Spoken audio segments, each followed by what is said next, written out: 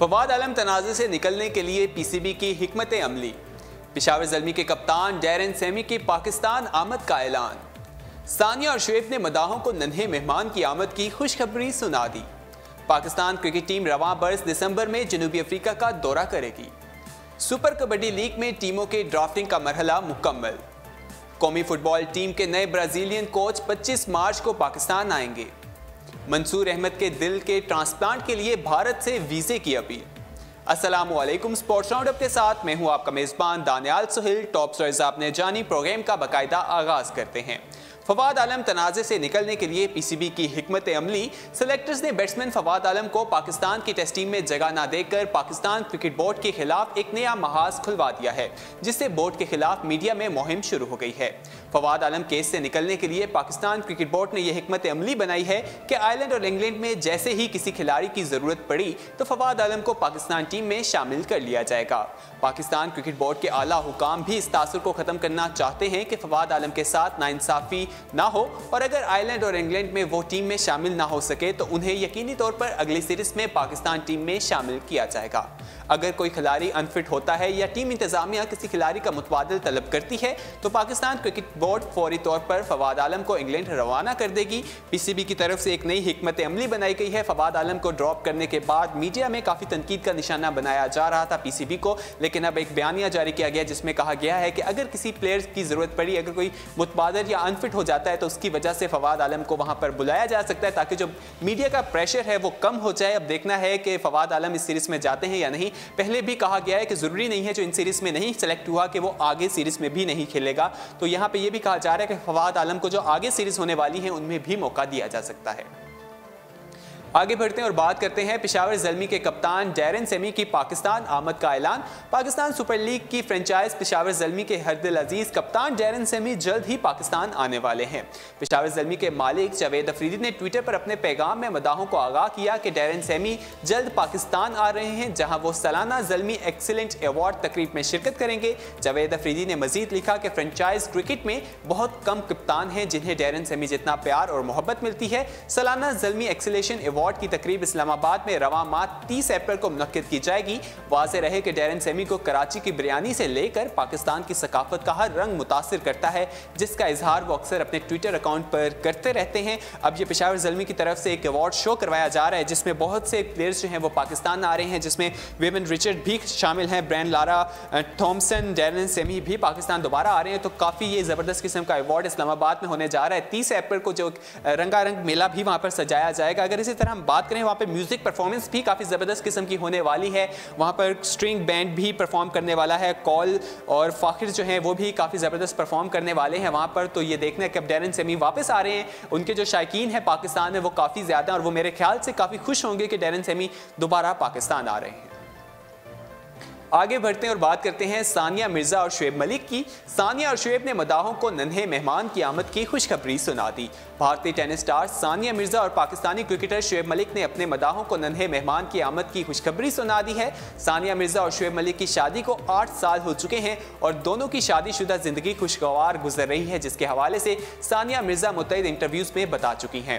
گزشتہ دنوں ایک انٹرویو میں انہوں نے اپنے بچے کے خاندانی نام کے حوالے سے کہا تھا کہ ان کے بچوں کے نام میں مرزا ملک ہوگا، جس کے بعد سے ہی ان کے ہاں بچے کی ولادت کی افواہیں پھیلنا شروع ہو گئی تھیں۔ تاہم اب شعیب ملک اور ان کی اہلیہ ثانیہ مرزا نے سماجی رابطے کی ویب سائٹ ٹویٹر پر اس بات کی تصدیق کر دی ہے کہ ان کے ہاں ننھے مہمان کی آمد متوقع ہے۔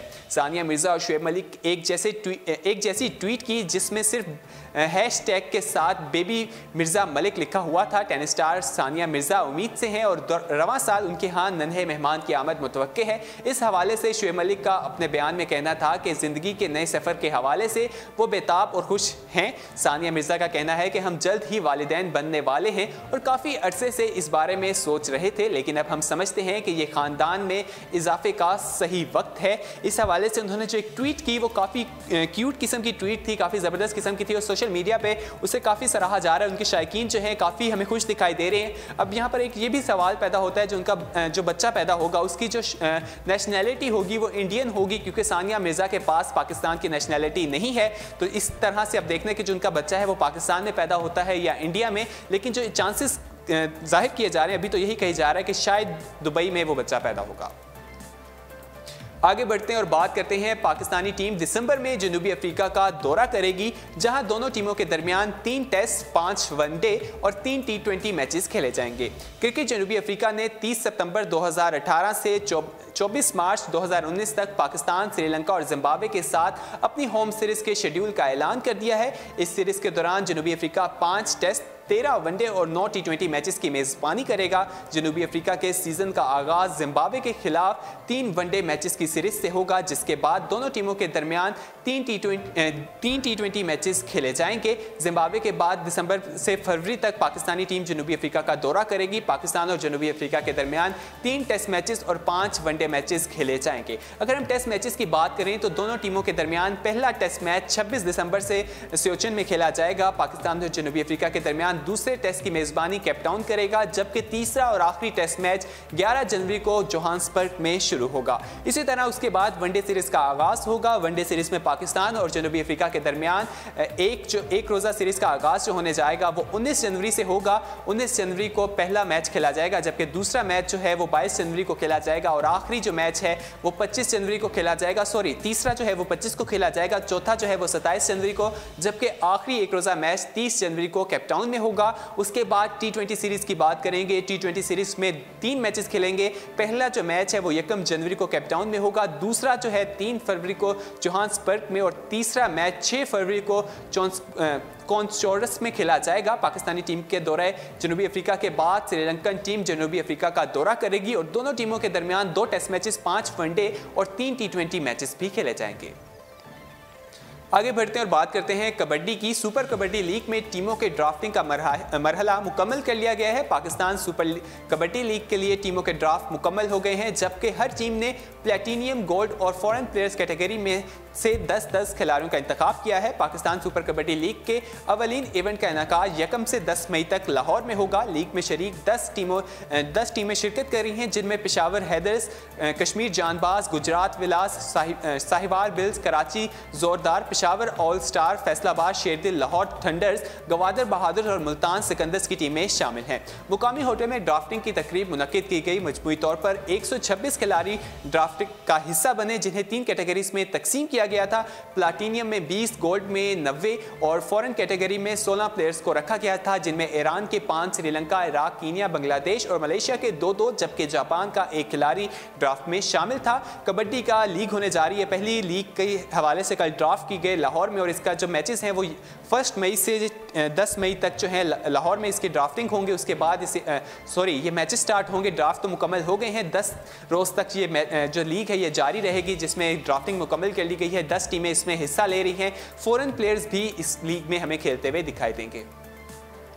आगे बढ़ते हैं और बात करते हैं फुटबॉल की। पाकिस्तान फुटबॉल टीम के नए ब्राज़ीलियन कोच 25 अप्रैल को पाकिस्तान पहुंच जाएंगे। ब्राज़ीलियन स्टार कौमी टीम का इंतखाब ट्रायल्स के बाद करेंगे। निगोरा कराची में जारी नेशनल चैलेंज कप से नए टैलेंट को भी तलाश करेंगे। सोशल मीडिया पर एक मुख्तसर वीडियो पैगाम में उन्होंने मखसूस अंदाज में सलाम का आगाज़ किया। उन्होंने बताया कि चंद रोज़ में पाकिस्तान आ रहा हूँ, जहाँ नए पाकिस्तानी टैलेंट को तलाश करूँगा और पाकिस्तान की कौमी टीम को ट्रेनिंग भी दूंगा। फुटबॉल में पाकिस्तान की टीम हमें पीछे दिखाई देती है। ब्राज़ीलियन कोच की खिदमात हासिल की गई हैं, जो 25 अप्रैल को पाकिस्तान पहुंच जाएंगे। तो अब देखना है कि क्या होने वाला है। पाकिस्तान की फुटबॉल टीम हमें आगे जाती हुई दिखाई देती है या नहीं। फुटबॉल वो खेल है जो पूरी दुनिया में काफ़ी ज़्यादा खेला जाता है, लेकिन पाकिस्तान की जो अगर हम रैंकिंग की बात करें तो काफ़ी पीछे हमें दिखाई देता है। फीफा ने हमें लास्ट ईयर देखा था कि फीफा ने पाबंदी भी लगा दी थी। कुछ मामला थे, सियासी मुदाखलत थी, लेकिन अब वो मामला हल हो गए हैं। फीफा ने पाबंदी उठा ली। अब इसी तरह जो फुटबॉल फेडरेशन है उसने भी ब्राज़ीलियन कोच को हायर किया। अब देखते हैं कि फुटबॉल में हमें क्या बेहतरी दिखाई देती है। आगे बढ़ते हैं और बात करते हैं मंसूर अहमद के दिल के ट्रांसप्लांट के लिए भारत से वीज़े की अपील।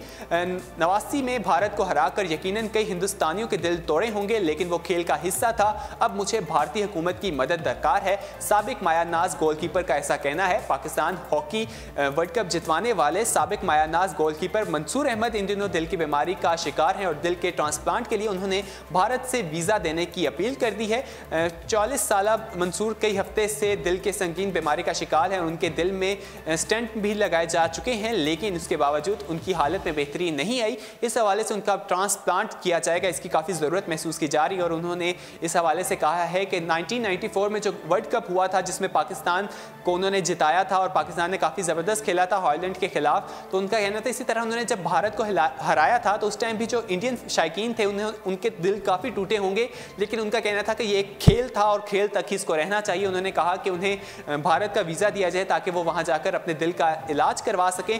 उन्होंने कहा कि खेल को हमें सिर्फ खेल तक रखना चाहिए और उन्होंने कहा कि दोनों ममालिक के दरमियान जो खेल है वो ताल्लुकात को बेहतर करने के लिए एक अच्छी चीज़ साबित हो सकती है। तो इसलिए दोनों ममालिक को खेल जो है अपने बरकरार रखने चाहिए, खेल की जो सीरीज़ है वो होती रहनी चाहिए। अब देखना है कि भारत उन्हें वीज़ा देता है या नहीं, और जिस तरह अगर वीज़ा दिया जाता है तो वो जाकर अपना इलाज करवा पाते हैं या नहीं। फिर वक्त के लिए स्पोर्ट्स राउंडअप से इतना ही। मजीद खेलों की खबरें जानने के लिए विजिट कीजिए हमारी वेबसाइट urdupoint.com। अल्लाह हाफिज़।